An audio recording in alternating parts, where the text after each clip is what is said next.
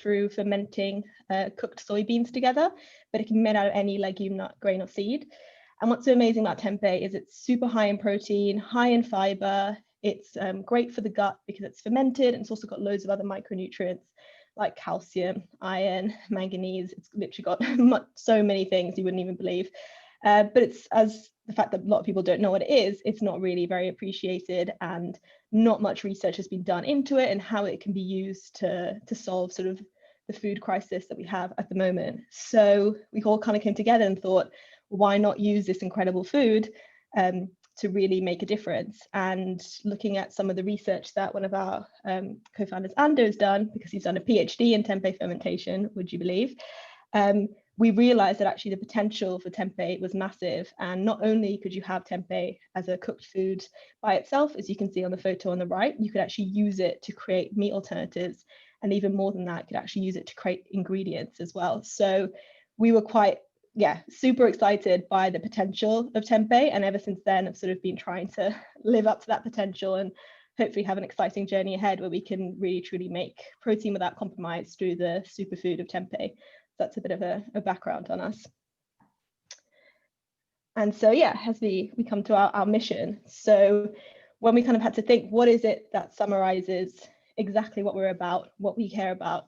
It's basically protein without compromise. So our vision is not compromising on people, the planet, or animals in our protein sources. And as I said, we do this through tempeh. It's a wholesome meat alternative originating in Indonesia that doesn't compromise on taste, nutrition, or versatility.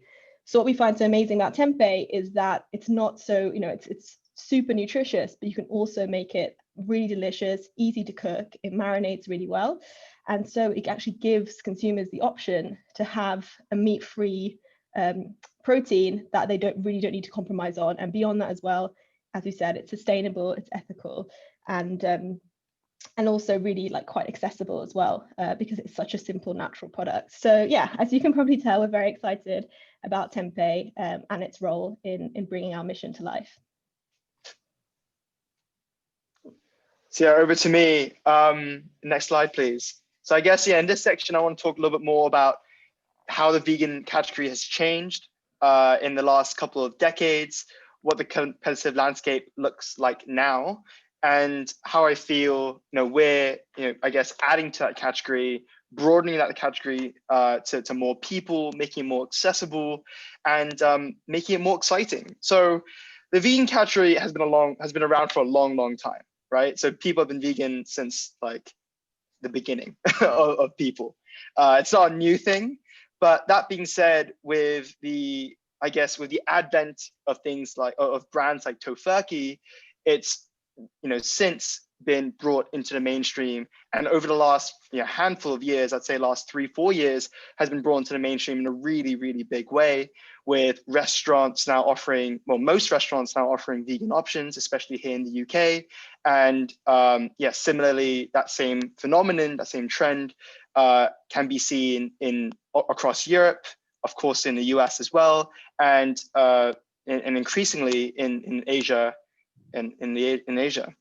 So, but over the last, I guess, 20 years, before, when for example, when Tofurky was that big household name, veganism or vegan meat alternatives were seen to be, I guess, inferior products to meat, right? I think it took a really long time, a lot of science, a lot of really cool product development to make really sexy meat alternatives that could perform to I guess, that could meet the same sensory experience that people would expect from an actual meat product.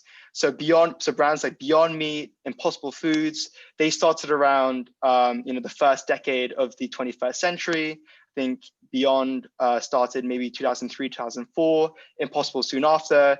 These two brands have truly brought that super like meat experience to the mainstream. And that, I think, has been the greatest change in the category, because before that you had more of your old school, what's typically called your first generation meat alternatives of tofu and seitan, and a few really small tempeh players as well. But over the last 10, 15 years, that has really shifted towards this, towards this, I guess, new paradigm of meat alternatives that could look, cook, and taste exactly like meat. So that's where we currently are.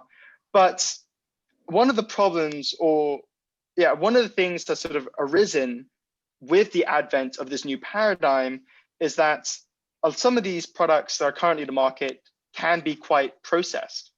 And I think, especially now when the vast majority of people are adopting plant-based diets, not necessarily for animal welfare, but certainly more for health reasons, the ultra-processed nature of some of these food products may not be fit for everyone, and may not necessarily be consumed or be foods that can be seen as consumed as a staple, and instead are seen as foods that are only consumed as an indulgence or infrequently.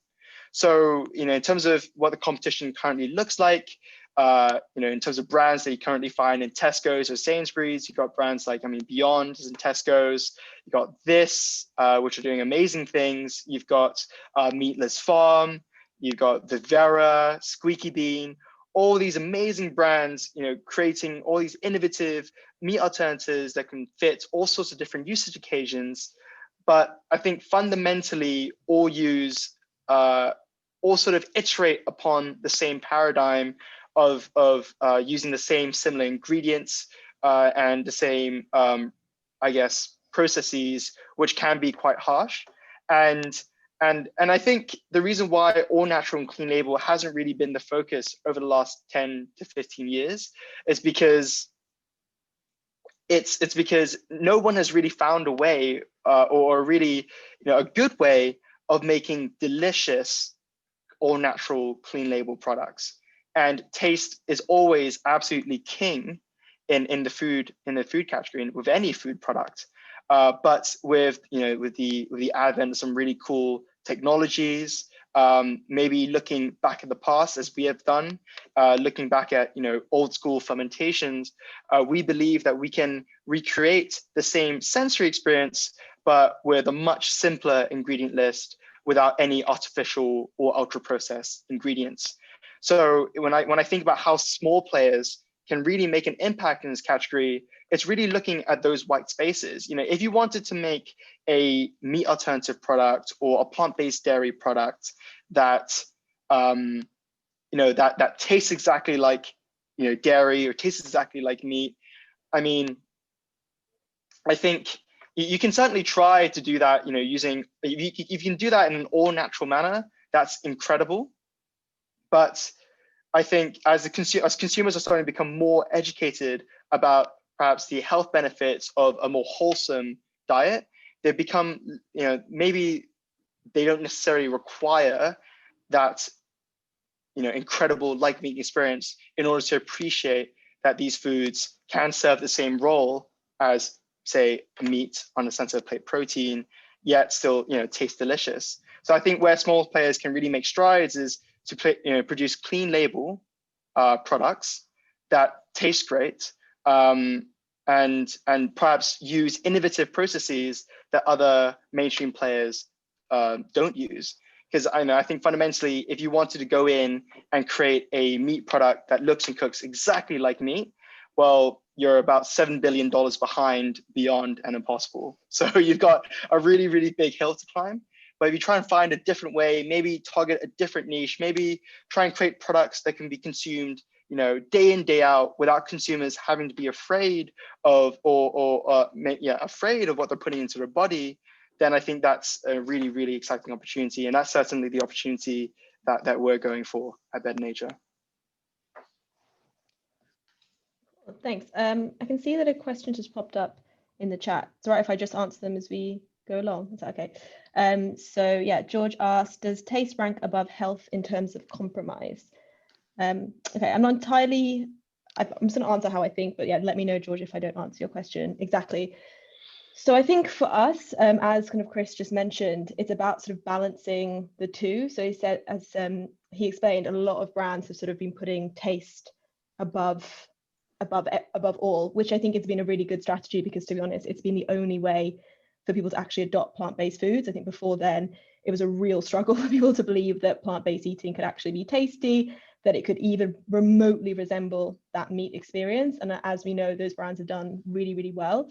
So for us, it's about trying to create, products that are as delicious as possible, but not necessarily going for the same sort of markers of being hyper meaty. So we have tempeh has a very meaty sort of texture to it, which we capitalize on. We add sort of those kind of flavors, but we don't sort of prioritize making it as meaty as possible and then compromise on nutrition. So for us, it's about balancing both. And there's actually quite a lot of research on this, so that particularly flexitarians are looking more for that kind of experience, because I guess it makes sense with flexitarians. If they wanted that really meaty experience, they could eat meat. Then they're not committed vegetarians or vegans. So for them, it's not necessarily about perfectly recreating that meaty experience, but giving them a really viable alternative they can have as a protein source that tastes great and is really nutritious as well, and sort of ticks the boxes. And health is typically, so taste in food is typically, the research shows it's the number one, because you don't really want to eat something that doesn't taste very nice, but health is typically number two, especially in the flexitarian audience. So we do feel like that will that kind of balance is something they're really looking for. And the research seems to suggest that. I hope that answers your question, but just drop in the chat box if it doesn't, and I can elaborate. Cool. So I'm not sure if all of you know Proco, but I'll just give a little intro. So in August this year, we started working with Proco to kind of just really understand our customers better and really help us guide our marketing strategy, and show sort of what area in the market that we're taking up and how we can build on that as well. So one of many features on Proco is the 16 drivers, which are kind of 16 ways in which customers are more likely to want to engage with you and buy from you. And so it's been really interesting for us to look at these drivers and see what we're doing well in, what we're not doing so well in, and also what's of high category importance. So this is the sort of, our market is nutritious meat alternatives market. And here we can see what people are really looking for in that market. And what's really interesting to keep in mind is that this is always changing.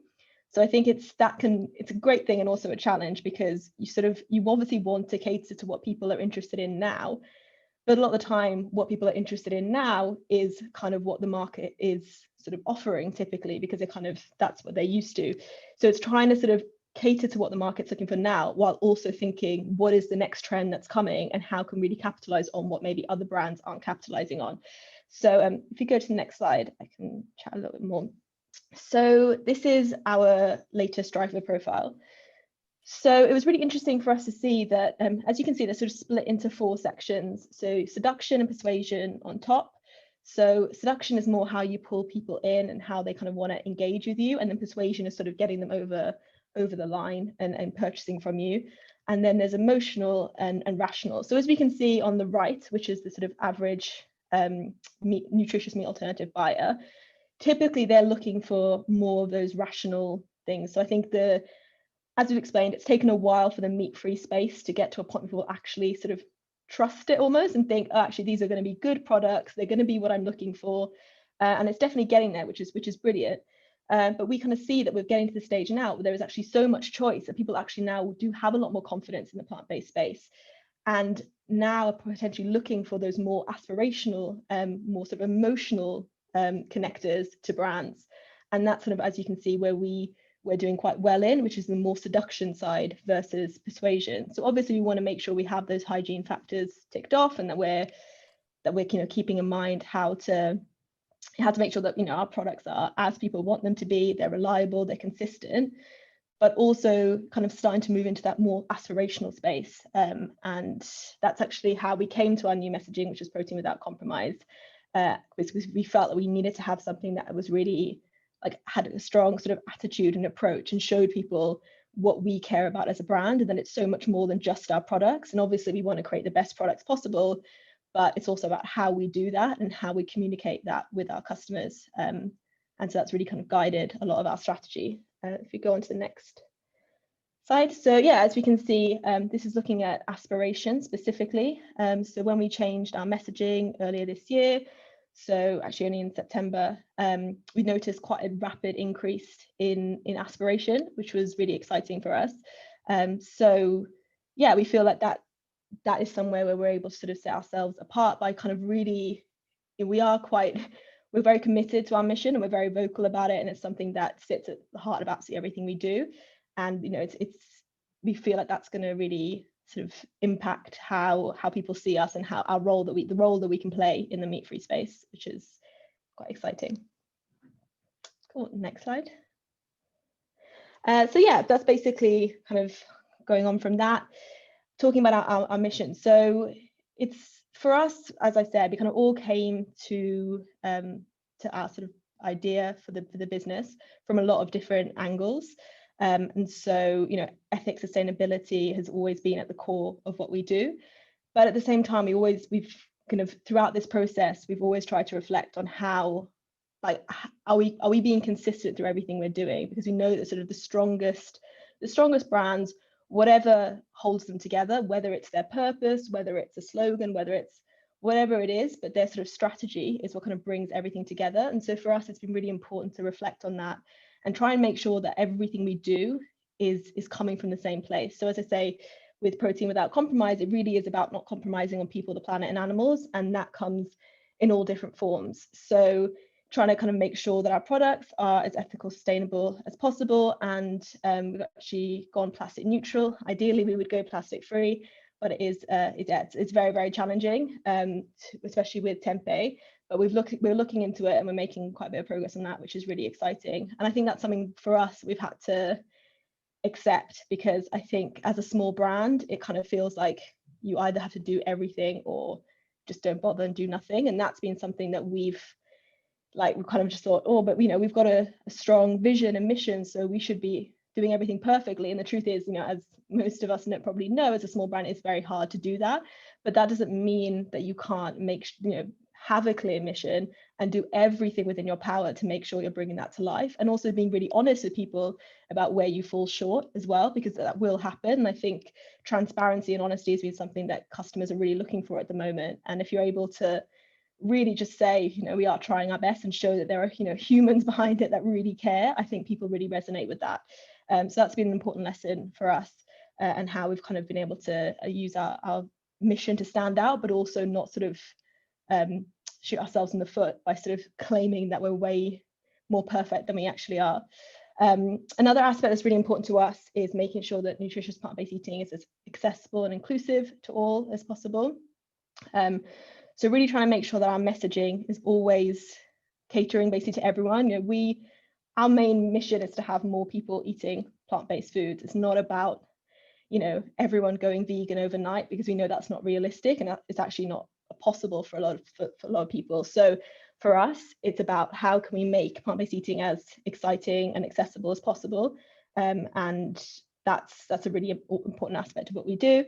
And then also brave, mission-driven, and compromising in all our communications. I think as a small brand, it's very easy to get quite nervous about being quite out there and kind of standing up for what you believe in. And you risk like, oh, what if we lose our some customers over this? And you have to consider those things. But for us, there's no point in us having a business that doesn't stand for what we actually stand for. There's no point in us having that business. That's not why we're in this. That's not why we're doing what we're doing.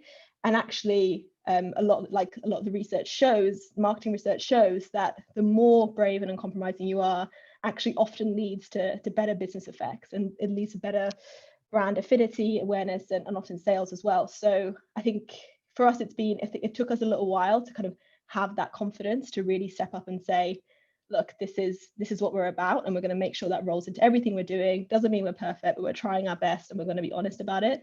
But ever since we have done that, we've definitely noticed a much stronger connection with the people that are also like us, that care deeply and are trying their best. And that's definitely been a real turning point for us as a brand. Oh, next slide. Yeah. So this is back to me again.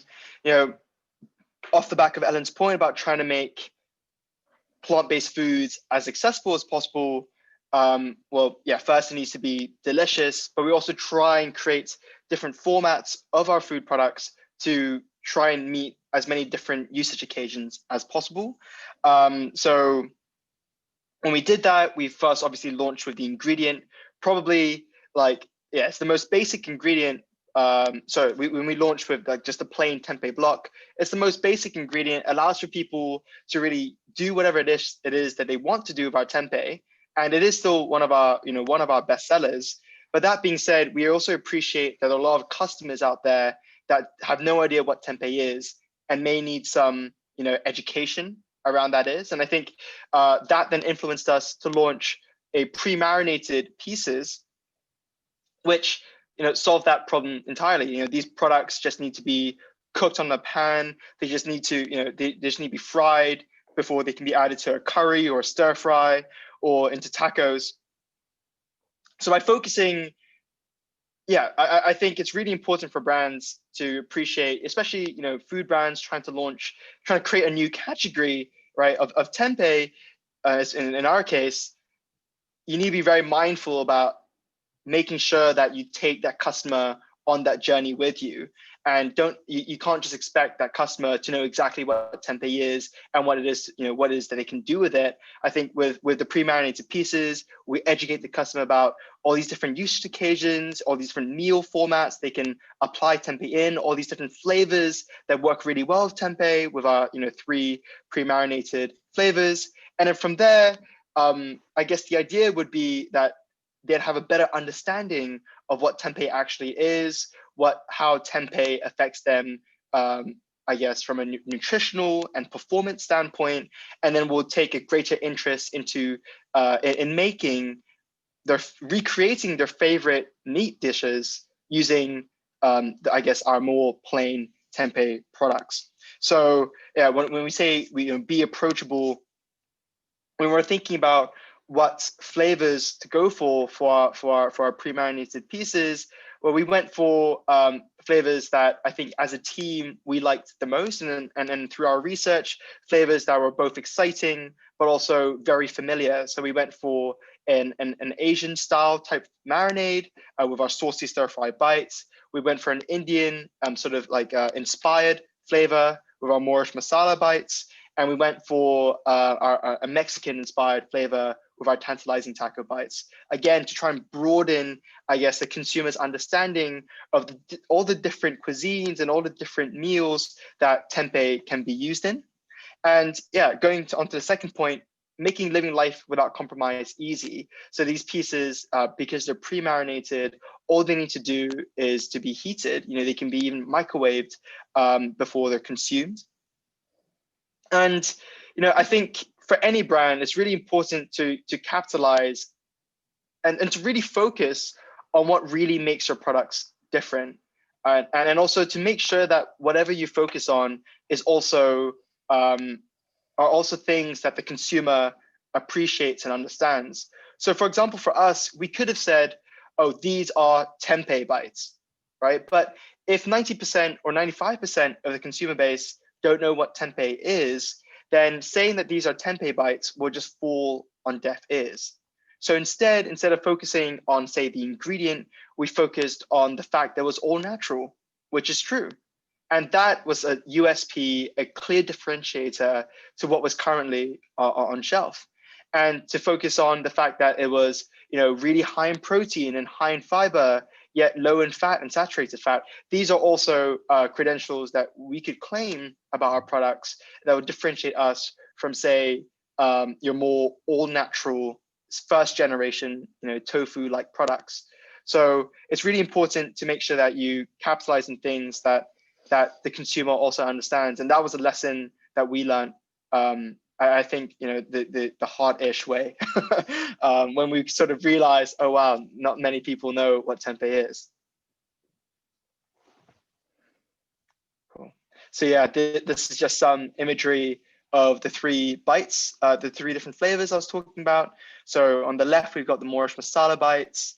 In the middle and on the right, we've got the saucy stir fry bites, and the green one is our tantalizing taco bites.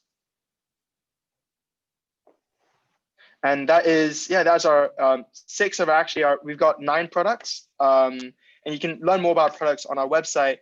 But beyond say, the bites, the flavored pieces, we also wanted to introduce plain tempeh that can be used so that people can use them as an ingredient. And our mission is to help people remove meat from their diet and to produce viable, delicious, and nutritious meat alternatives that people can consume as a staple. So that's why we introduce products like the mince and the rashes. So these are, obviously products that or formats that people are very familiar with using, and hopefully will be able to, are confident enough to use these products as a one-to-one switch to their current animal-based products. And we've got a whole host of NPD, hopefully over the next few months, we'll be able to announce the launch of 4 new products that, again, really, it's all about recreating consumers' favorite meat dishes using tempeh and presenting it in a way and using ingredients that are completely free from any artificial or ultra processed ingredients, and still tastes amazing too. Cool, thank you. I think a question's just popped up, so I might answer that now. So we might come to this later in the presentation, but being a small brand creating a new category whilst competing with big brands growing significantly like Beyond Meat, what marketing channels are you finding gets best cut through to your consumers? It's a really good question. So yeah, I think it is certainly challenging when you're coming into what is a very quickly growing market and trying to kind of get that share of voice and get people to know more about you. I think for us, the best, probably I will answer the kind of marketing channels question in a sec, but I think for us, the best sort of investment for us is just been focusing on what makes us distinctive and like really nailing our strategy, because I think, I think it's easy to get caught up in all the, what your channel strategy will be, which is also very, very important. But I think if you haven't nailed that proposition and where you're taking up that white space and what it is, the value that you're offering your customers, it's very difficult to then be successful, because why do people care? You've got to be really, it's quite sad because you love your business, you love what you're doing, obviously you wouldn't be doing it otherwise, but you have to sometimes be quite savage with yourself and just think, why would someone care? Why would they care what you're doing? And how is it different? What is different to the other brands out there? And so if it's been, again, like with everything, it's taken time to learn that and really understand that. And I think that's something that we've had to be really clear on. And I think in doing that also, you have to be brave. As a small brand, you have to be willing to put yourself out there. You have to be willing to be really clear on what you can offer and committing to it 100%. Otherwise, you can have a great strategy and you can see where your gap in the market is. But if you're not committing to that in everything that you're doing, it's just not going to have that same impact. So I think for us, that's definitely, as a small brand, I think really understanding where it is you're adding value, what is your niche, and just committing to that 100% has been probably the most impactful thing that we found. And we found that that's also what's really resonated with customers and retailers and investors alike, which Chris will go into, I think, in the next his next section. But yeah, in terms of marketing channels, I think it's a tricky one. But I can't to think which one is by far the most sort of effective. Obviously, they all sort of fit different objectives, I guess. So for us, social media is great for building a community. It's helped us definitely get our name out there, particularly Instagram. It's usually the most impactful for us. But then digital advertising, PR has also been great. So digital advertising more for sales and conversion, just getting people to learn more about us.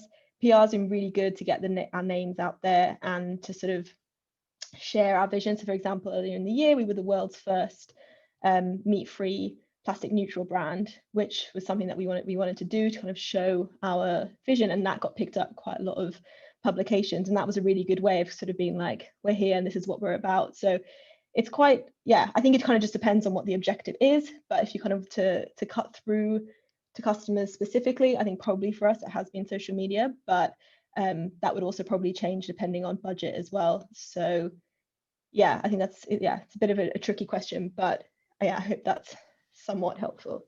Yeah, and if I can add to that, I think your best, so I'm more of a sales type of guy, and Elin does all the harder stuff, which is the marketing side of things. I think, but if I can add, I think the best marketing channel or the best sales channel is your product itself, right? And I think fundamentally distribution as well, because that is, you're advertising the brand and the product at the same time, and you're getting that same affiliation with the retailers that you sell through. And you're probably, depending on your retail strategy, you could be hitting your target market like at the point of purchase, as opposed to them, say, scrolling through Instagram mindlessly. So I think if you have a great product, that is the product should sell itself, or it has the potential to sell itself, right? And that's probably that's a really powerful marketing channel, if you can call it that, too. So I never skimp. I would never ever skimp on product development and making sure you produce the best possible product, because that is the best. That's probably the most powerful representation of your brand. Yeah, exactly. I think as well, just to add to that as well, I think we've also put a lot of time and effort into the sort of buying process as well. So the purchase process for a customer. So if they're buying on our website, for example, we want to make sure that every single point of that, every touch point of their purchase is on brand and sort of true to our mission. So for example, like customer service is something that's really, really important to us, because how can we say we don't compromise on people and then be slow and unhelpful and responding? It's like, obviously you wouldn't do that as a decent company, but at the same time, we kind of try and go above and beyond with that, because that is something, people are such a core part of our business. So I agree with Chris that sometimes even things that you wouldn't necessarily think are marketing channels are often really important. So that's kind of back to my original point, sort of about making sure that you figure out what it is that you care about as a business, and make sure that every single touch point of your brand, whether that's in the buying process or whether that's on your website or whether that's on your social media, is really true to that. And obviously, you will make mistakes. You don't have to be perfect all the time. We're only human, but doing that as much as you can, I think that's definitely been a big thing for us, and how we've hopefully got our name out there a bit more. Yeah, exactly. Sorry, Elin, if I can add to that as well. I mean, with the lockdowns and etc., like with many brands, we really took direct to consumer to heart, and that sort of sales channel to heart. And one of the really cool things about that sales channel is that you have that one-to-one relationship with the customer, right? They're buying directly from you. And if you're really smart about it, you can create an experience that is really enjoyable, right? And in terms of the packaging, in terms of the box that your products are packaged in, and how it arrives and how it's presented when it arrives, so that should also be seen, should really also be seen as a really powerful marketing channel, right? So how do you make that experience as enjoyable as possible, such that people want to share it with their friends and their family, and fall in love with the brand? What sort of what leaflets can you add in there? How do you leverage that to leverage that one-to-one connection to help grow your brand through giveaways, or through competitions, through potential discounts, and activating the customer that way? Try and create these network effects, so to speak, with that direct consumer channel, I think is really powerful. And there are a lot of really cool brands doing amazing things in that space, right? Like I get bombarded by like Mindful Chef and HelloFresh saying, oh, share me with your friends and you both get a discount. I mean, the reason why they do that is because it's incredibly powerful. Right? Cool. Right. Could we go on to the next slide? So yeah, I think I've kind of covered this already in the last point, but yeah, kind of just to drum it in even more. So yeah, for us, it's to kind of make our mission and our is to kind of as one with our strategy, is as one with everything that we do. And I think that's, again, has been something that's really important for us, and something that's only kind of growing, especially in this space. I think for a while you kind of had products and they said, they're vegan, tick box, amazing, kind of that, with that there's the assumption that they're ethical, that they're nutritious, that they're sustainable. And I think now, as more people are adopting these kind of diets and there's more education around it, people are realizing that actually, that is not enough in itself. Like, it's great, if a product's vegan, brilliant, but if it's also doing harm elsewhere, and not considering the wider impact of its behaviors as a business, or the product itself, then that's no longer going to have the same sort of, it's not going to have the same sort of clout as it did before. So for us, it's been really important to make sure that we don't just sort of sit on that vegan tick box and think that's enough, because as a business, if we claim to be better for people, the planet and animals, then that can't be enough, because there's so many, there's so much more that we need to take into consideration. And I think that's been really important for us in sort of driving consumer perceptions and having a bit of point of difference in the vegan space, which obviously, as we know, is growing in terms of number of brands and products. And then, going into that, sort of how we consider the wider impact of our brand's behavior. Again, it's kind of seeing, it's harder when you have to consider a lot more. It's kind of easy to just think, oh, if we do these few things, tick box, great. For us, it's a constant work in progress. So as a brand, we've created a belonging framework, which we worked on with a diversity and inclusion specialist, Vanessa Bello, who's amazing. And basically with that, sort of wrote out a whole sort of strategy as to how we can become a business where everyone feels like they belong. And I think everyone in the business can vouch for the fact that it's hard. There's so much in there, there's a lot we don't know. And I think that's been really key for us, is appreciating that we don't know everything. We're never going to know everything, but we are going to try, and we're going to make sure that we do everything in our power to do so. And that's been, and really kind of considering how is our brand impacting people in all different ways.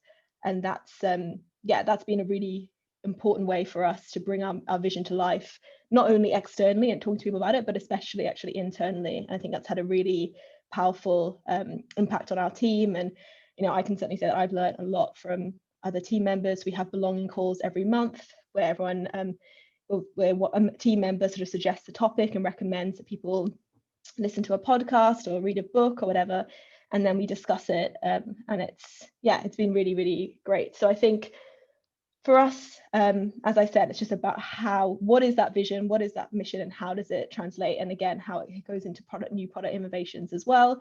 So for us, is that as our mission is protein without compromise, we're thinking, what are the protein products out there that people feel that they have to compromise on, whether it is taste, whether it's nutrition, whether it's sustainability, whether it's ethical, and how can we sort of fix that? Is that something that we can do, and how we can really cater to what consumers are looking for?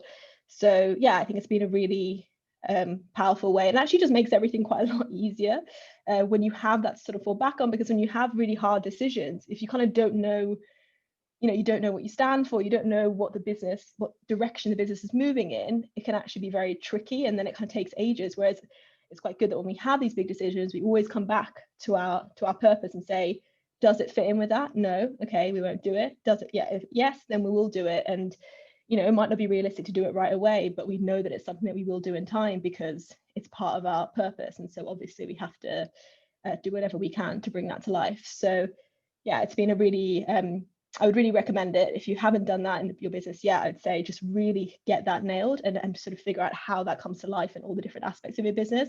I think it will have a really exciting impact on whatever you do going forward. Yeah, I guess, so following Elin and I guess being unwavering with regards to your purpose, if our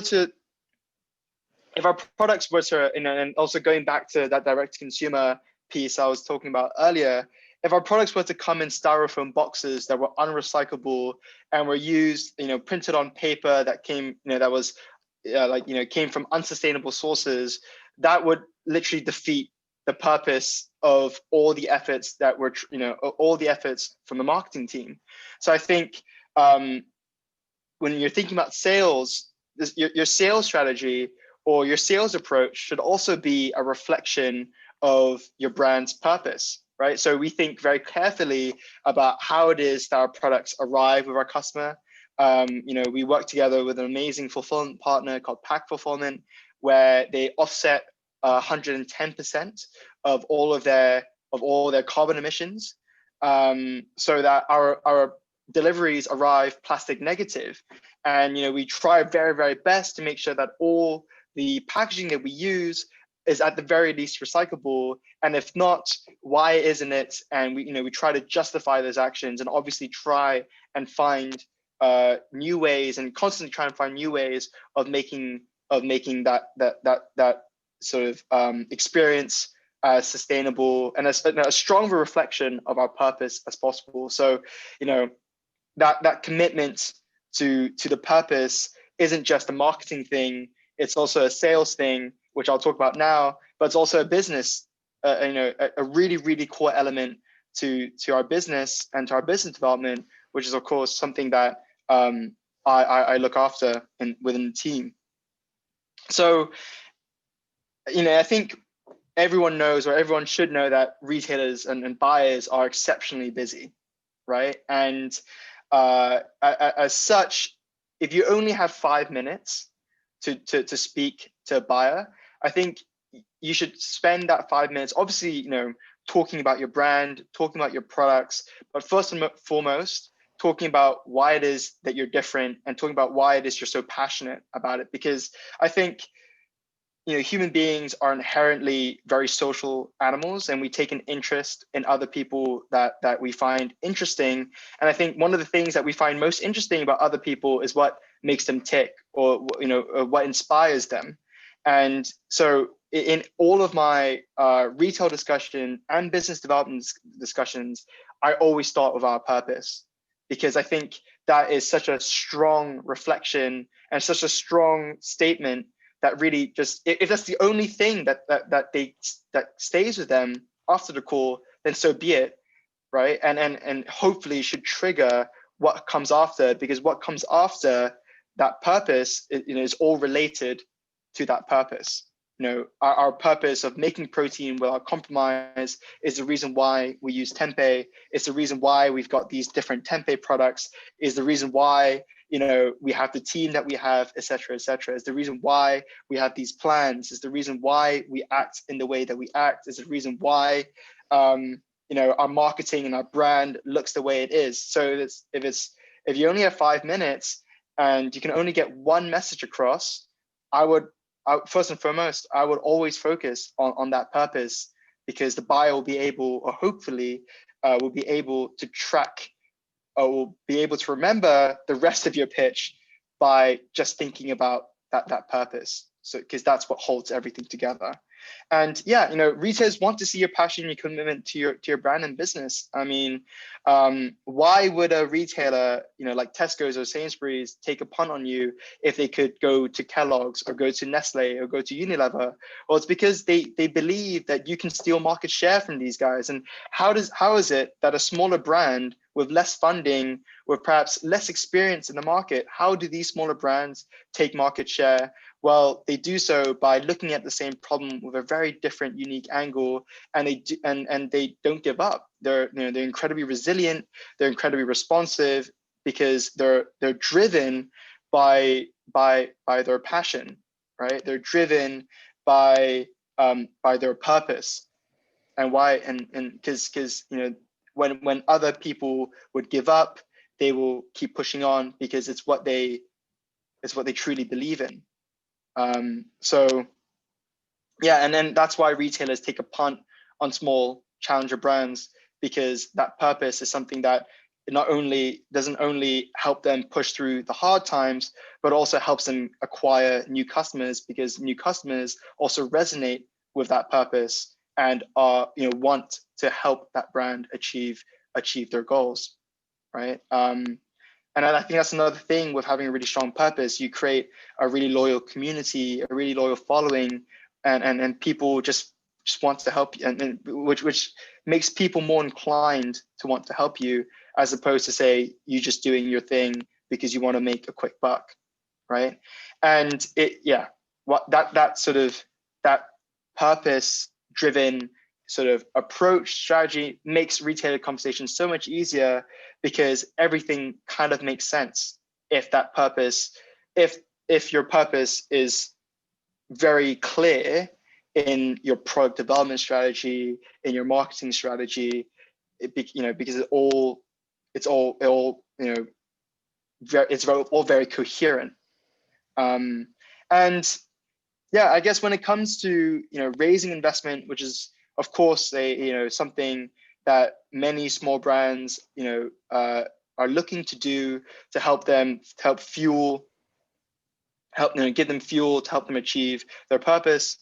I think in the same way that retailers want to help smaller brands because they're able to take market share from competitors, investors also want to help smaller brands to do the exact same thing, because these smaller brands are probably driven by co-founders who will not give up, will never give up until what needs to get done is done.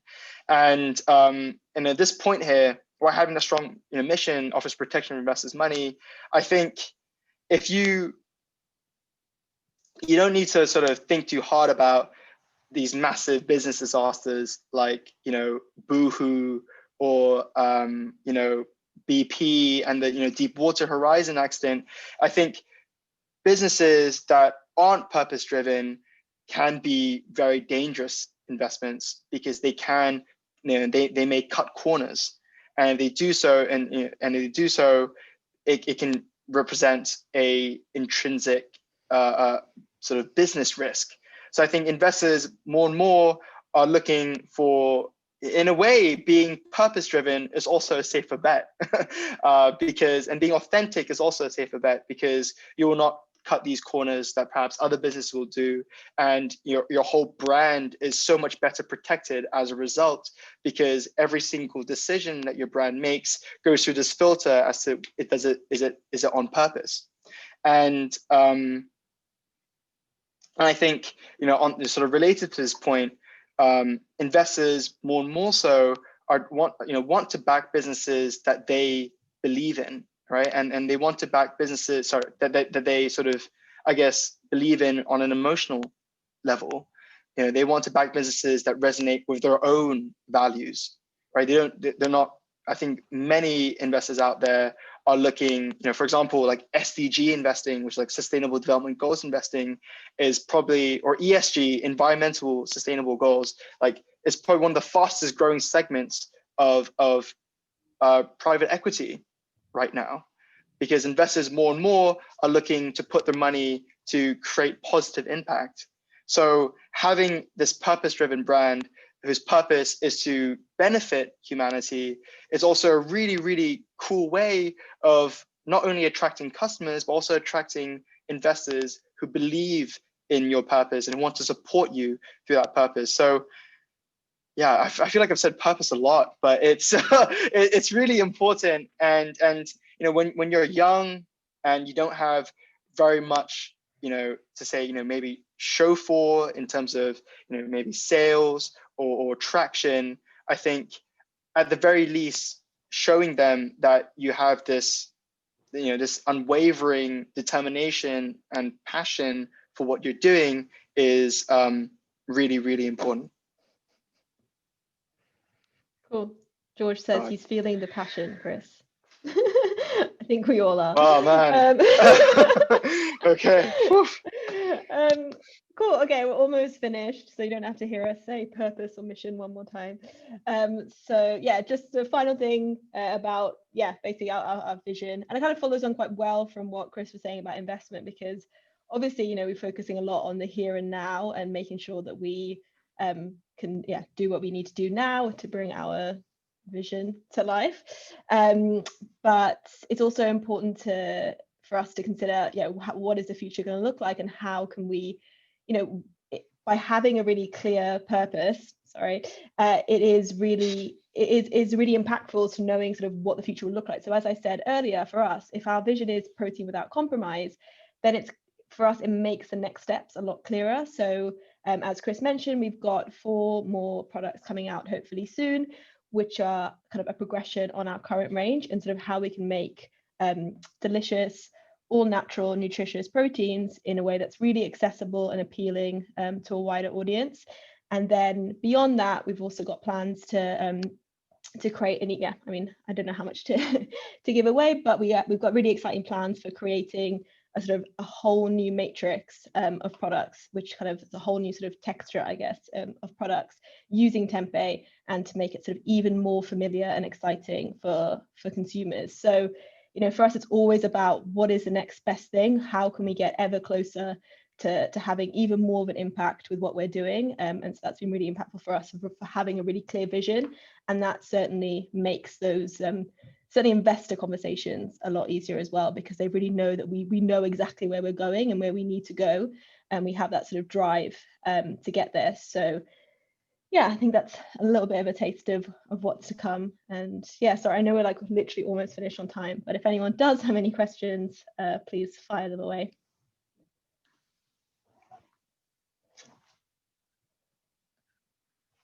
I've just bought a Lupin La Vida Loca bundle off the back of that. So thank you very much, guys. That was super interesting. Oh, thank you. Thanks very much. Thanks, George. Cool. Lisa's asking, besides Proco, how did you reach your purpose and mission? Did you do other research into your target audience? Yeah, really good question. Yeah, did loads and loads of research. Yeah, I mean, it is challenging sometimes, again, as a smaller brand, because you don't have that budget, so you can't necessarily pay for those, you know, £2,000 papers that you would love to kind of get the lowdown and everything. But a lot of research is available out there, and even if you're just looking at that top line research, which is available in articles, it's still really impactful. So I was lucky enough, I can't remember how I got access to it, but I think maybe through the British Library, I got access to a really amazing Mintel report. So Mintel is really good, and you can get access to it through the British Library if you're interested, all about meat free and in the UK. And I remember like I kind of just read the whole paper, and that had so many nuggets of information, which I then backed up with other sources. But I remember that being a really interesting read. So I think, yeah, definitely try to read as widely as possible and get as much research as possible, but also, you know, don't bog yourself down with it too much, because, you know, you know your market well, like, and it is important to kind of reflect on your own biases and that, and make sure you're not sort of choosing what you want to read. But at the same time, you know, you will find research papers saying quite a lot of different things. So it's about trying to find those trends and trying to find what you kind of see in the market and what you see as you being able to offer. But yeah, I definitely did a lot of research where possible. And the main thing we were finding is that people were looking for that health and nutrition aspect to meat alternatives. That was a key finding for us. And if they felt that it wasn't being met in the market at the moment. And that was sort of replicated in lots of different papers. So that certainly impacted us a lot, as well as wanting brands that are kind of considering their wider impact as well. Cool. Do you find you have limitations on a marketing budget being a small business, or do you prioritize this to obtain new customers? Yeah, again, really good question. So yeah, definitely a limit on a marketing budget as a small business, unfortunately. I think it is a bit tricky because we are, as you could probably tell from this presentation, we do prioritize a lot of things as a business. So research and development is really important to us, as is new product development, as is, you know, obviously sales and business development, as Chris is doing. So it is kind of hard to prioritize, but marketing is definitely something that we have. You know, we've obviously had to be realistic about it. We're not going to be able to have massive ad spend, and we have had to rely on organic a lot. So focusing on our social media and trying to really nail that and do what we can with that and make the most of it. Newsletter has been really important to us. So we have quite a lot of subscribers on our newsletter, and we're really we make sure that we send that out once a month, and to kind of keep everyone updated on how the business is going. And so I think, yeah, I think for us, you know, we do spend money on digital ads, but it's not that much, unfortunately. But we do find that it does help with customers. So it is, yeah, it's a challenge for sure. But I think really making sure that you've nailed your messaging and your organic channels, and then being realistic about what you can afford for paid spend, I think is probably the best way forward. But yeah, it's not the easiest to balance. So I do empathize if that is something that you're working on as well. Yeah, and you know, if I can add to that, I feel like sales and marketing are you know, there's a reason why typically in larger corporates, you know, sales and marketing are put into the same bucket or the same, I guess, you know, office. it's because they're intrinsically related. I think, sales and marketing should grow in lockstep with each other. One really cool thing, I'm going to say it one more time, but I love direct to consumer. I think one really cool thing about direct to consumer is that you have a very clear understanding of your ROI, so your return on investment, and you can very quickly control how much you spend versus how much you spend in marketing versus how much you make coming in from inbound sales.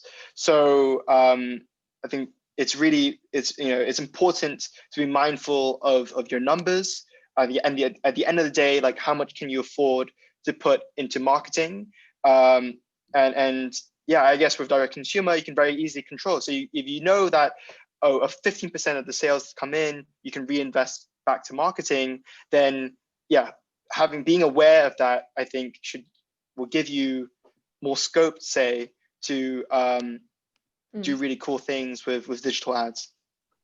Yeah, I agree. I think the only thing I'd say with that is just not to focus. I think people can sometimes get so sort of stat focused that they kind of just think, oh, digital ads, this is a return, this is what I'm kind of focusing on, when actually, don't underestimate your organic channels as well, because they can have a really amazing impact and they're also worth your time. But yeah, if you can, we have something at the end of the sort of purchase process which says like, where did you find us? And that's really helpful because that kind of helps us figure out where sales are coming from and what maybe we can double down on to really boost those sales. But I agree, yeah, it is really, the more kind of understanding you can get of where your sales are coming from and what investment you're putting into it, I think it's really helpful. George is asking about B Corp. Yeah, that's a really good question. So it's something we have looked into and we definitely would like to do at some point. You actually have to have been trading, I think, for a year to actually even apply. So we actually only started trading, started selling, which is kind of what they qualify as, in January. So we're not quite qualified yet. And actually we did speak to them and they said to us that they recommend kind of just really get your sort of product offering and your business, everything sort of nailed first and then come to us. Because they say, I think they're like, the quote that they use is sort of, unless you don't have a mission if you don't have a business, or something along those lines, which makes sense. So we have spoken to them and that's definitely something that we want to explore down the line. But I think we're going to sort of prioritize first just making sure we've kind of settled at least our next product range and really kind of launched ourselves hopefully more into the mainstream in the UK and go to that next. But yeah, really good question. That's definitely something that I think is a great way to really show how important your purpose is to your business. Yeah, I think the phrase that he used was no profit, no purpose, or something like that. Yeah, something like that. Thank you so much, guys. We're gonna have to wrap up there because we are about 5 minutes after, but I'm loving the passion you have. And also we had a chat on B Corps that I'll send over to you that was really interesting. Cool. Yeah, so thank you so much. Also, everyone who came along, thank you for coming. This was very kindly free, thanks to the guys at Procore AI. So they are offering all of the Copy Club gang free brand awareness tracking when you sign up to their platform. So please do just pop me an email if you're interested, or you can hunt Michael down on LinkedIn and say thank you to him for helping get this all set up. So yeah, thanks guys, thanks for coming along. Thank you so much. All right, thank you everyone. Thanks everyone. Bye. Bye. Bye, have a nice evening. Bye.